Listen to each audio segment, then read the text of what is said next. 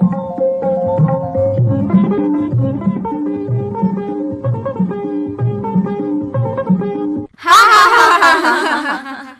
है हंसी का संग्राम, हैप्पी वर्ल्ड लाफ्टर डे का पैगाम। प्रकृति की पहेलियां होंगी शानदार, चिड़ियों का होगा प्यार भरा संसार। योग से सीखेंगे तन मन आराम, रेड क्रॉस बताएगा सेवा का काम। वीर प्रताप और रामानुजाचार्य की गाथा सुनाएंगे हम सबको मधुर कथा। गीतों और कहानियों के इस सुहाने सफर में आपका स्वागत है हम सब के संग बाल कार्यक्रम में। मैं हूं आपकी होस्ट और दोस्त वैष्णवी नायक। वैष्णवी के साथ हूं मैं रबानी जॉली और मैं हूँ रूहानी और मेरा नाम विराट मोहन शर्मा। अब जहाँ वर्ल्ड लाफ्टर डे की बात हो ही रही है तो मैं ये बताना चाहूंगी कि ये दिन हर साल मई के पहले संडे को मनाया जाता है, जो कि इस साल 4 मई को है। इस दिन लोग पब्लिक प्लेसेस पर मिलकर सिर्फ हंसने के लिए इकट्ठा होते हैं। वर्ल्ड लाफ्टर डे किस साल में शुरू हुआ पता है किसी को? नहीं।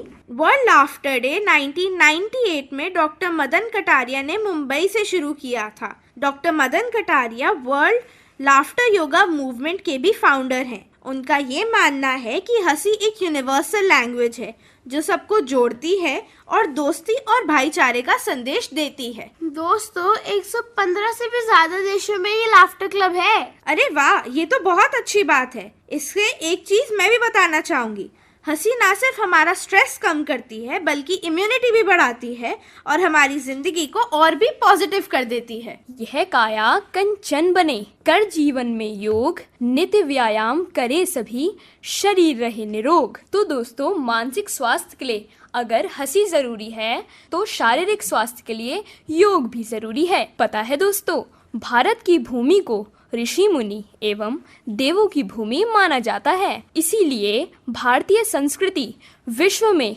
अपनी श्रेष्ठता और महानता के लिए प्रसिद्ध है। इसलिए ही तो सभी सुखी रहे की भावना को लेकर ऋषियों और मुनियों ने मानव जीवन को सुखमय और स्वास्थ्य बनाने के लिए कई प्रयास किए हैं, जिसमें प्रमुख प्रयास है योग। दोस्तों, क्या तुम और जानकारी लेना चाहते हो? अरे क्यों नहीं, बट इसके बारे में थोड़ी जानकारी मेरे पास भी है। हाँ बिल्कुल, अब सारी चीजें मैं ही थोड़ी ना बताते रहूंगा। अरे हाँ, क्यों नहीं। जैसे कि हम जानते हैं कि जो योगिक फिलॉसफी है उसमें अहिंसा, अपारिग्रह और शौच यानी कि नॉन वायलेंस, नॉन ग्रीड और क्लीनलीनेस हमें ये सिखाता है कि हमें नेचर की भी रिस्पेक्ट करनी चाहिए, जिससे हमारे शरीर का, हमारे तन का और हमारे मन का स्वास्थ्य हमेशा अच्छा रहता है। हाँ, इसलिए तो कहते हैं सुबह सुबह जो कसरत करता जीवन में वो आगे बढ़ता। विटामिन डी की कमी पूरी होती जिस तन सूर्य की किरणें लगती। तो दोस्तों, बातें तो अब बहुत हो गई, तो अब शुरू करते हैं दिमाग की कसरत। अच्छा, पहेली मैं पूछती हूँ। एक चिड़िया है रंग बिरंगी, बोलती बहुत है सुर सरंगी, बताओ कौन है वो? मोर? नहीं। रूहानी, तुम बताओ। तोता? अरे हाँ, सही जवाब। मैं एक रिडल पूछूं? हाँ बिल्कुल। छोटा सा बीज गाड़ दो तुम मुझ में, फूल फूल से भर दूंगी तुम्हें।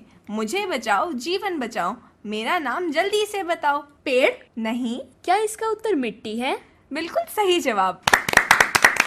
दोस्तों, क्या आप सभी को पता है मई के महीने में वर्ल्ड माइग्रेटरी बर्ड डे? तुम्हें पता है इसे कब और क्यों मनाया जाता है? अरे हाँ, मैंने पढ़ा था एक बारी। वर्ल्ड माइग्रेटरी बर्ड डे मई के दूसरे सैटरडे को मनाया जाता है। ये मनाया जाता है ताकि हम माइग्रेटरी बर्ड्स और उनके हैबिटेट की सुरक्षा पर ध्यान दे सके। ये यूएन ने 2006 में शुरू किया था। हर साल इसकी थीम अलग होती है। इस बार है shared spaces, creating bird friendly cities and communities, जिसका मतलब है हम अपने शहरों को इस तरीके से तब्दील कर दें ताकि हम पक्षियों की उसमें संरक्षण कर सकें। ये बर्ड्स नेचर का बैलेंस बनाए रखती हैं, बीज फैलाती हैं और एनवायरनमेंट को हेल्दी रखती हैं। लेकिन पोल्यूशन, क्लाइमेट चेंज और हैबिटेट लॉस की वजह से इनका जीवन खतरे में है। अरे हाँ, मुझे पता है। इस दिन लोग बर्ड वॉचिंग करते हैं, एजुकेशनल प्रोग्राम्स देखते हैं और अवेयरनेस कैंपेन्स करते हैं ताकि हम सब मिलकर बर्ड्स को सुरक्षित रख सकें। और एक छोटी सी बात, माइग्रेटरी बर्ड्स की याददाश्त और सेंस ऑफ डायरेक्शन इतनी तेज होती है कि बिना किसी जीपीएस की मदद लिए हर साल हजारों किलोमीटर का सफर तय कर लेते हैं। अरे कुछ माइग्रेटरी बर्ड्स जैसे Arctic tern, bar headed goose और फ्लैमिंगोज हजारों किलोमीटर की यात्रा करते हैं। कुछ बर्ड्स तो बिना रुके 7,000 माइल तक उड़ते हैं। मैंने एक जगह पढ़ा था कि आर्कटिक टर्न दुनिया की सबसे लंबी माइग्रेशन करती है, एक साल में लगभग 49,700 माइल्स की। अब पक्षियों की बात कर ही रहे हैं तो उससे हमें उनका रहन सहन याद आता है। पक्षियों का रहन सहन यानी पेड़, पेड़ से याद आता है पर्यावरण, और पर्यावरण के रखवाले हैं हम। दोस्तों, पर्यावरण के बारे में जानकारी लेने से पहले मैं आज एक पर्यावरण गीत लाया हूँ। हक्कड़ बक्कड़ बम्बे बो, पेड़ लगाओ पूरे 100। हक्कड़ बक्कड़ बम्बे बो, पेड़ लगाओ पूरे 100।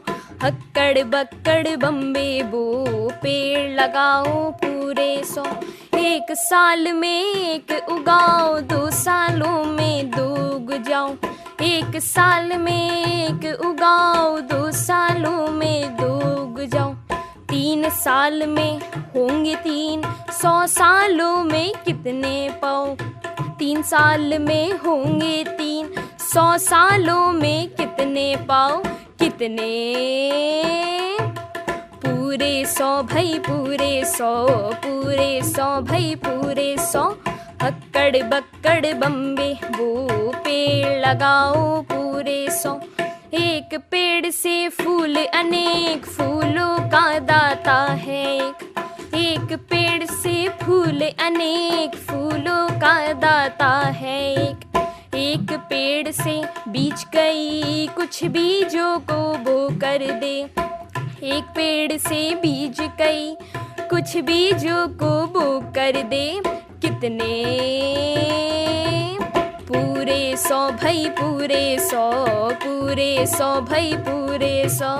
अक्कड़ बक्कड़ बम्बे बो, पेड़ लगाओ पूरे 100। भोजन कपड़ा शुद्ध हवा, जड़ी बूटियाँ कई दवा। भोजन कपड़ा शुद्ध हवा, जड़ी बूटियाँ कई दवा। ईंधन छाया आश्रय देता, एक पेड़ दे कई सवा। ईंधन छाया आश्रय देता, एक पेड़ दे कई सवा। कितने? पूरे 100 भाई पूरे 100, पूरे 100 भाई पूरे 100। अक्कड़ बक्कड़ बम्बे बो, पेड़ लगाओ पूरे 100। अक्कड़ बक्कड़ बम्बे बो, पेड़ लगाओ पूरे 100। वाह विराट, क्या ही गाना गाया है। धन्यवाद। जैसा कि हम जानते हैं, प्राचीन समय में लोग प्रकृति के साथ मिलकर रहते थे। अब तुमने प्राचीन समय की बात कर ही दी है तो हम महाराणा प्रताप को कैसे भूल जाएं। महाराणा प्रताप अपनी वीरता के लिए मशहूर थे और आज मैं उनके ऊपर एक शायरी लेकर आई हूँ। महाराणा प्रताप की वीरता लहरों जैसी ताकत है, जिसे देख शत्रु भी कांपे, उनकी झुकी न कमानत है। मिटा दिया हर दुश्मन को जो आया उनकी राह में, राणा प्रताप का नाम है जो गूंजेगा हर आह में। जैसा कि हम जानते हैं कि महाराणा प्रताप एक बहुत ही बड़े देशभक्त भी थे, तो उनकी इस गाथा को सुनाने के लिए आज हमारे साथ हैं अनुपमा दीदी। आइए दोस्तों, सुनते हैं एक प्रेरक प्रसंग। नमस्ते बच्चों, आज मैं अनुपमा दीदी तुम्हें बताने जा रही हूँ भारत के एक अनमोल रतन महाराणा प्रताप के बारे में। सुनो और जानो। महाराणा प्रताप मेवाड़ राज्य के वीर, पराक्रमी, बहादुर सिसोदिया राजपूत राजा थे। 16वीं शताब्दी में महाराणा का जन्म जानते हो कहाँ हुआ? जयवंता बाई और उदय सिंह द्वितीय के यहाँ कुंभलगढ़ मेवाड़ में।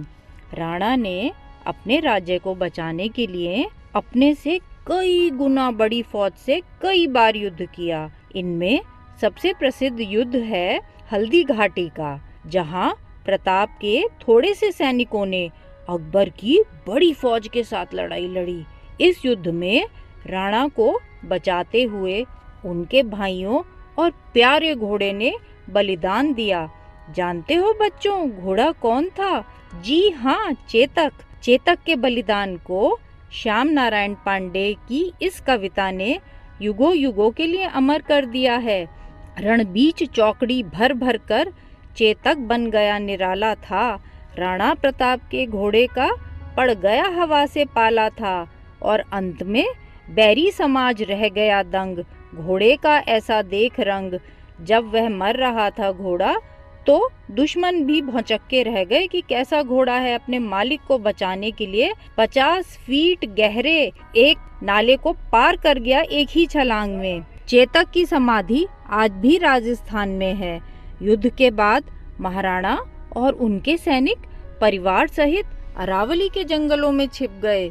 उसी समय की एक प्रेरक घटना है कि महाराणा अपने सैनिकों का उत्साह बढ़ाने के लिए मिट्टी और घास पर परिवार समेत सोते थे और घास के बीज की रोटी खाते थे। इतना त्याग, इतनी तपस्या अपने देश को वापस पाने के लिए। एक तो घास के बीज की सूखी रोटी, और वो रोटी भी एक दिन एक जंगली बिल्ला प्रताप के नन्हे से बेटे अमर सिंह से छीन कर भाग गया।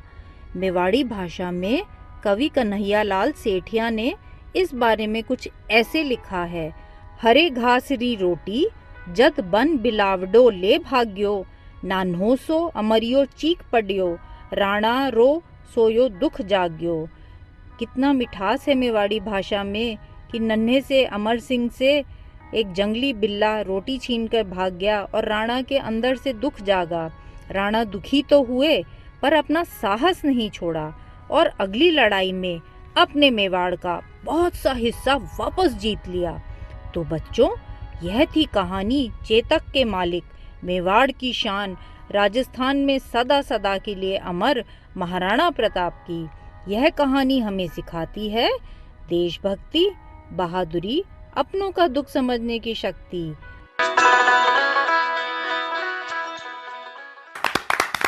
जब हमने महाराणा प्रताप की बात की है, तो हम भारत में रामानुजाचार्य की कृपा से मन में उमंग हो, ध्यान में भक्ति हो, जीवन में संतुलन हो, सभी के दिलों में बसी हो उनके आशीर्वाद की छाँव, सच्चे मार्ग पर चले हम, यही है हमारी दुआओं का रंग। आज हमारे साथ अभिनंदन भैया बैठे हैं जो हमें रामानुजाचार्य के जीवन से जुड़ी कुछ कथा सुनाएंगे। प्यारे बच्चों, आप सभी को अभिनंदन का नमस्कार। हमारे महान संत श्री रामानुजाचार्य जी के जीवन का संस्मरण सुनाना चाहता हूँ। जैसा मेरी दादी कहा करती थी, छोटी सी कहानी वक्त में, समय में पीछे लेके जाती है। मैं भी आपको आज से 1000 वर्ष पूर्व हमारे देश के महान संत आचार्य रामानुजाचार्य के बारे में कुछ बताना चाहता हूँ। आचार्य रामानुजाचार्य भगवान विष्णु के अनन्य भक्त थे। भगवान विष्णु की भक्ति में दिन रात लीन रहते थे और उनके मंदिर की, भगवान विष्णु की मूर्ति जिसकी वे पूजा अर्चना और उसकी खूब मन लगाकर सेवा करते थे। एक दिन जब वे तल्लीनता से भगवान विष्णु की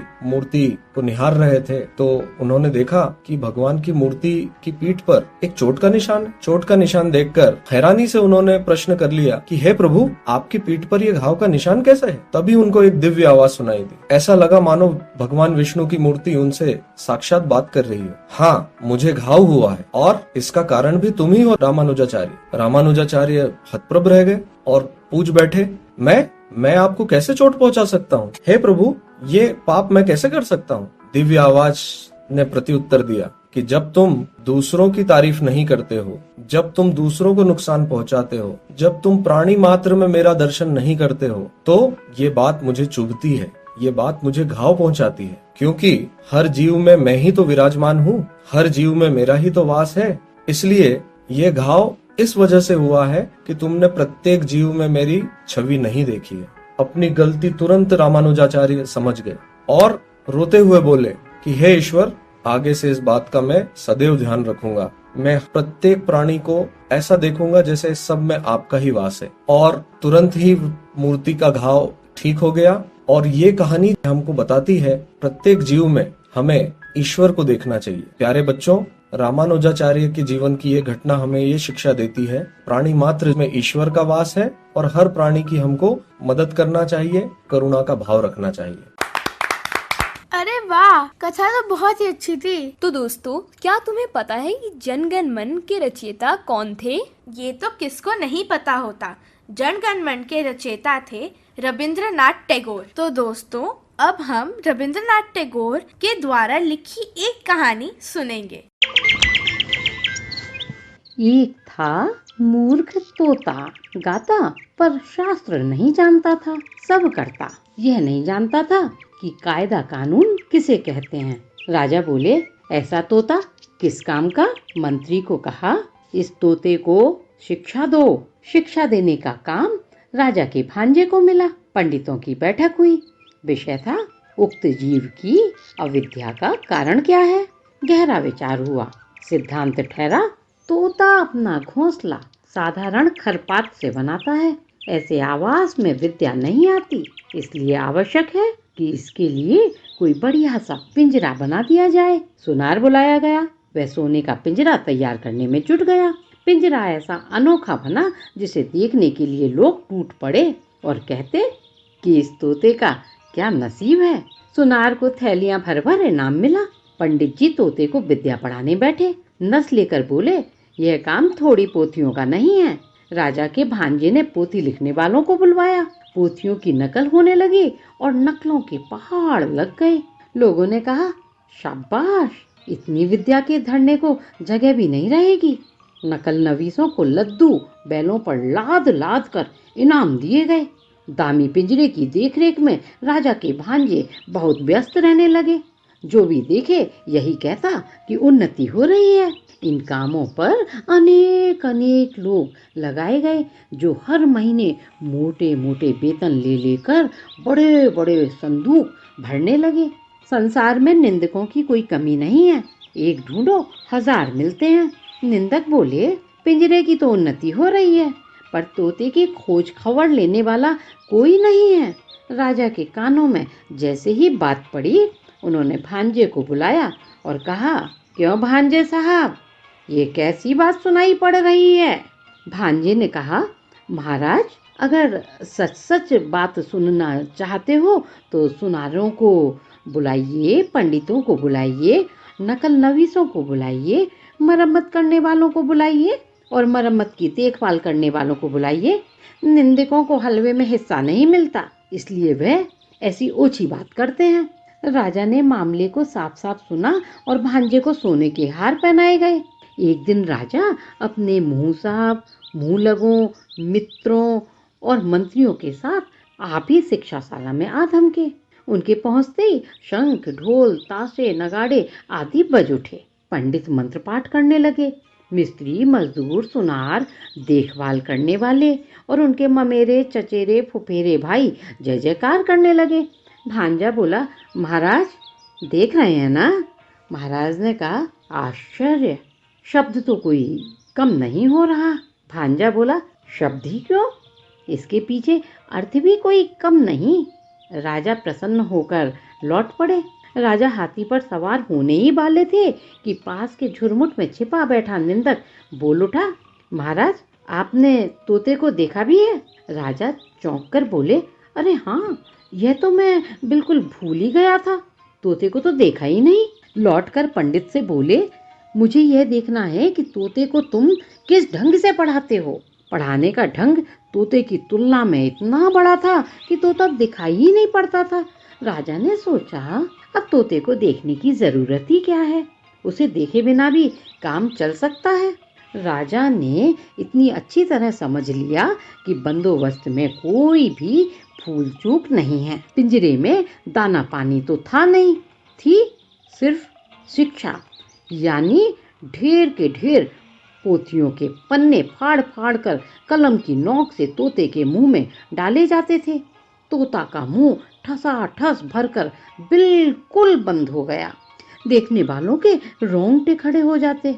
राजा ने सरदार को निंदक के कान उमेटने की ताकीद कर दी।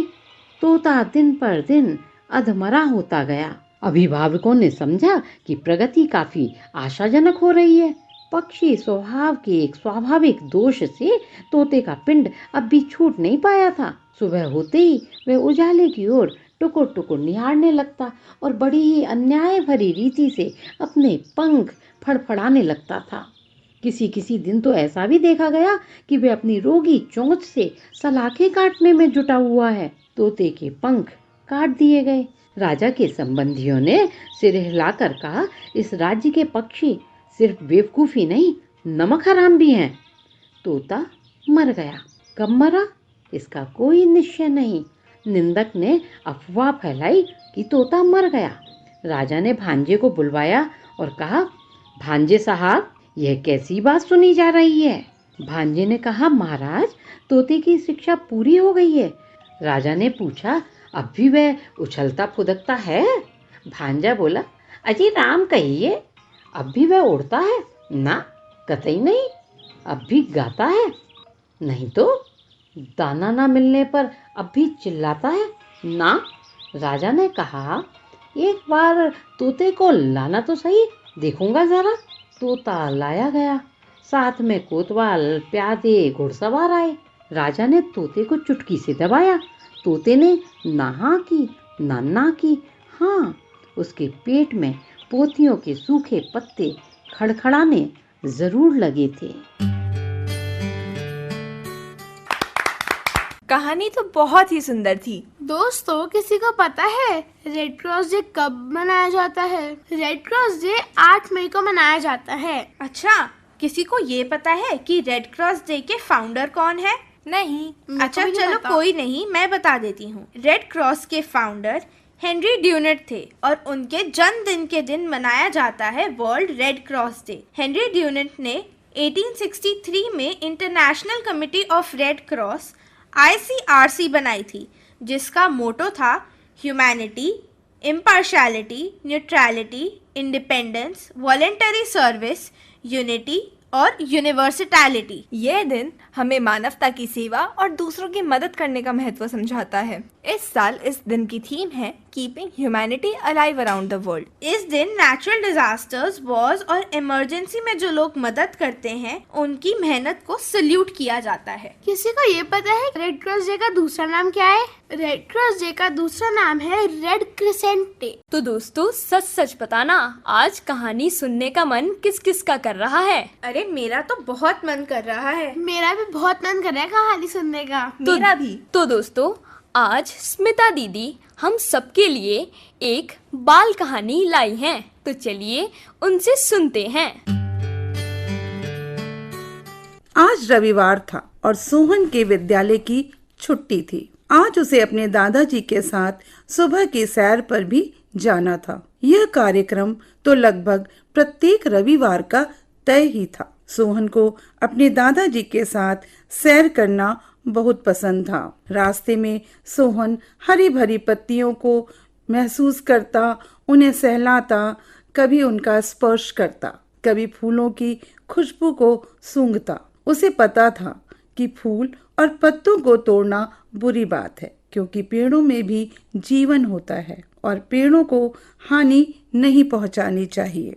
दादाजी और दादी दोनों उससे बहुत स्नेह करते थे और उनके द्वारा उसे नई नई बातें पता चलती थी।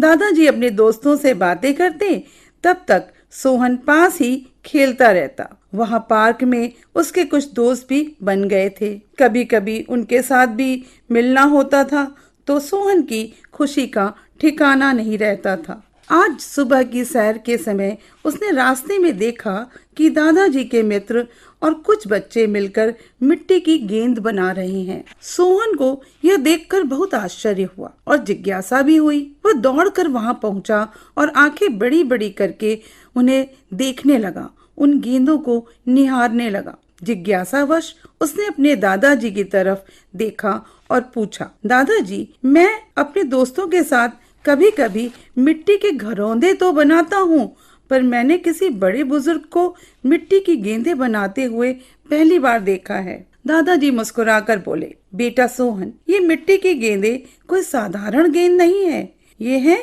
बीज गेंद। इन्हें हम बीज बम भी कहते हैं। हर गेंद में किसी न किसी फल या सब्जी के बीज छिपे हुए हैं। सोहन ने बड़े आश्चर्य से पूछा, बीजों की गेंद बनाने से क्या लाभ होगा? दादाजी बोले, बेटा सोहन, बंजर धरती के लिए यह एक बहुत उपयोगी उपहार है। पेड़ों को ज्यादा से ज्यादा संख्या में लगाने की बात तो हम सब जानते ही हैं, परंतु इन गेंदों के माध्यम से हम पेड़ों को बहुत तीव्र गति से बड़ी संख्या में लगा सकते हैं। पेड़ पर्यावरण को शुद्ध रखने में सहायक है, ये बात तो हम सभी जानते हैं। सोहन की जिज्ञासा बढ़ती ही जा रही थी। वह जल्दी से जल्दी जानना चाहता था कि आखिर इन गेंदों का क्या राज है और इसे पर्यावरण से कैसे जोड़ा जा सकता है। उत्सुकतावश उसने जल्दी से पूछा, मिट्टी की गेंद बनाने से क्या फायदा? इन बीजों को हम सीधे ही मिट्टी में लगाकर पौधे के रूप में पा सकते हैं और पौधा एक दिन विशाल वृक्ष बन जाता है। इतनी मेहनत की क्या आवश्यकता है? दादाजी बोले, बेटा सोहन, तुम्हारी बात भी ठीक है, परंतु यदि हम ज्यादा से ज्यादा बीजों को पौधे के रूप में देखना चाहते हैं तो ये बीज भरी गेंदें पृथ्वी के किसी भी भाग को हरा भरा करने में सक्षम हैं। सोहन अभी भी अपनी आंखें बड़ी बड़ी करके सुन रहा था, मानो वह कानों के साथ साथ आंखों से भी सुनने का प्रयास कर रहा हो। सोहन ने फिर जिज्ञासा से पूछा, दादाजी, इन गेंदों का प्रयोग कैसे किया जाता है? दादाजी सोहन की जल्दी जानने की इच्छा को समझकर मुस्कुराकर बोले, सोहन बेटा, तुमने अपने विज्ञान की पुस्तक में बीज अंकुरण का अध्याय तो पढ़ा ही है और तुम जानते भी हो कि एक बीज को नन्हे पौधे का रूप धारण करने के लिए उचित मात्रा में नमी, प्रकाश एवं हवा की आवश्यकता होती है। सोहन तपाक से बोला, हाँ दादाजी, यह तो मैं जानता हूँ। विज्ञान की अध्यापिका जी ने यह प्रक्रिया एक रोचक गतिविधि के द्वारा समझाई थी। हम सभी बच्चों को यह प्रक्रिया अच्छे से याद है, दादाजी ने उत्तर दिया। अब ध्यान से सुनो, सोहन बेटा, ये बीज से भरी मिट्टी की गेंदों को सूखने के लिए रखा जाता है और जब वर्षा का मौसम आता है तो जगह जगह बागीचों में, पार्कों में, सड़क के किनारे या किसी भी वीरान मैदानों के किनारे किनारे इन गेंदों को बिखेर दिया जाता है। सोहन जिज्ञासु नेत्रों से दादाजी की ओर अभी भी देख रहा था और बीज गेंद के विज्ञान को समझने का प्रयास कर रहा था। दादाजी ने अपनी बात जारी रखी, सोहन बेटा, वर्षा ऋतु में नमी ज्यादा होती है, तभी बीजों को पनपने का सही अवसर मिलता है और ज्यादातर बीज गेंदों में से हरी कोपल फूट पड़ती है और धरती पर हरियाली की बहार छाने लगती है। सोहन ने फिर दादाजी से प्रश्न किया, दादाजी, धरती को सेहतमंद रखने का यह सबसे कारगर एवं सरलतम तरीका है। सोहन का जोश देखकर दादाजी खुश हो गए और बोले, हाँ बेटा, हमें अपनी सेहत का ध्यान तो रखना ही है, साथ ही धरती की सेहत एवं सुरक्षा की जिम्मेदारी भी हमारी ही है। सोहन ने अपनी मंशा जाहिर की, दादाजी, मैं भी बीज गेंदे बनाना चाहता हूँ। मेरे दोस्त भी यह मजेदार काम करने में रुचि लेंगे। दादाजी बोले, बेटा, सबसे पहले फल सब्जियों के बीज एकत्र करके सुखाना चाहिए, क्योंकि सूखे हुए बीज नमी पाकर जल्दी अंकुरित हो जाते हैं।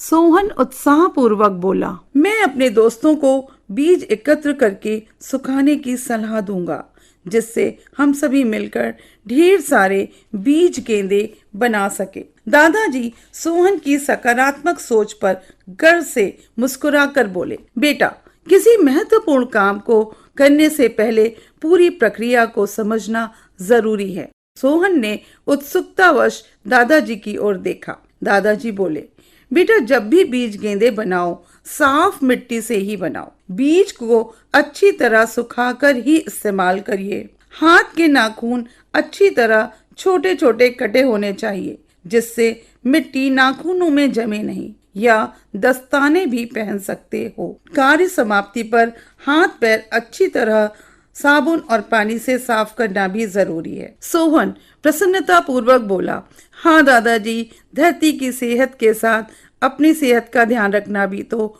जरूरी है ना। दादाजी अपनी ही बात सोहन के द्वारा दोहराते हुए सुनकर हंस पड़े। तो बच्चों, इस कहानी से हमें यह सीखने को मिलता है कि हमारे छोटे छोटे प्रयास भी बड़े बदलाव ला सकते हैं। धन्यवाद बच्चों। आज के सफर का यही अंत। हमारे साथ जुड़े रहिए नए विचारों और मस्ती के लिए। आप सभी का बहुत बहुत धन्यवाद। मिलते हैं अगले प्रोग्राम में। जय हिंद।